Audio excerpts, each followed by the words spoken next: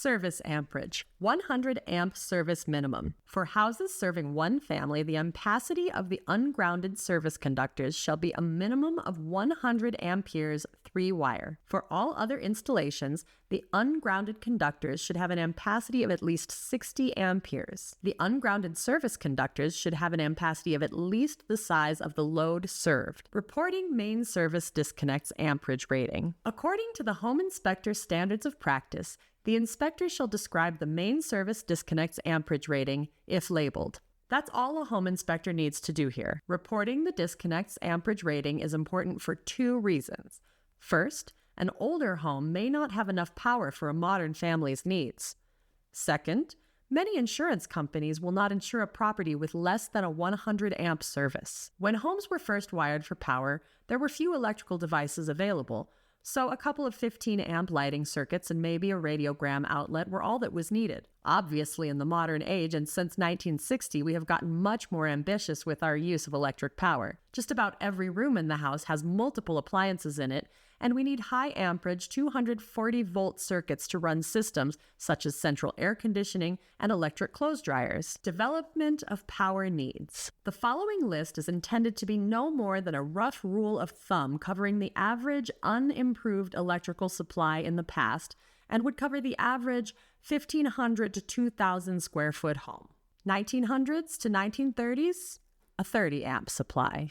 The 1930s to 1950s, a 60 amp supply. 1950s to 1970s, 100 amp supply. 1970s to 1980s, 150 amp supply. And 1980s to today, 200 amp supply. Obviously, larger and more expensive houses always have required more power than the norm, and it is not unusual now to see 400 plus amp services in very large and expensive homes. Calculating available amperage. In many cases, the listing information about a home may not be correct regarding the service amperage because brokers or owners rely solely on the size of the main breaker or fuse. Many people are also under the mistaken impression that the total available service amperage is the total of the individual breakers or fuses in the service panel. One way for a home inspector to help communicate the available amperage is to determine the ampacity of the lowest rated or the weakest link of the following components: service supply, electric meter and socket,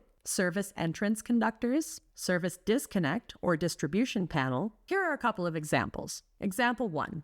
200 amp service lateral, 200 amp meter and base, 175 amp rated SEC, 150 amp rated panel, 125 amp labeled service disconnect. A home inspector should describe the main service disconnect's amperage rating. Example 2, 150 amp service drop, 60 amp identified meter and base, 150 amp SEC, 100 amp rated panel, 100 amp labeled service disconnect. A home inspector should describe the main service disconnect's amperage rating. The home inspector may also describe the 60 amp meter as potentially inadequate and should be further evaluated by a licensed electrician. A home inspector is not an electrician. A home inspector must be careful in describing the total amperage service supplied to the house. A home inspector must follow the standards of practice and be careful in exceeding those standards. Please refer to the electrical section of the InterNACHI Home Inspection Standards of Practice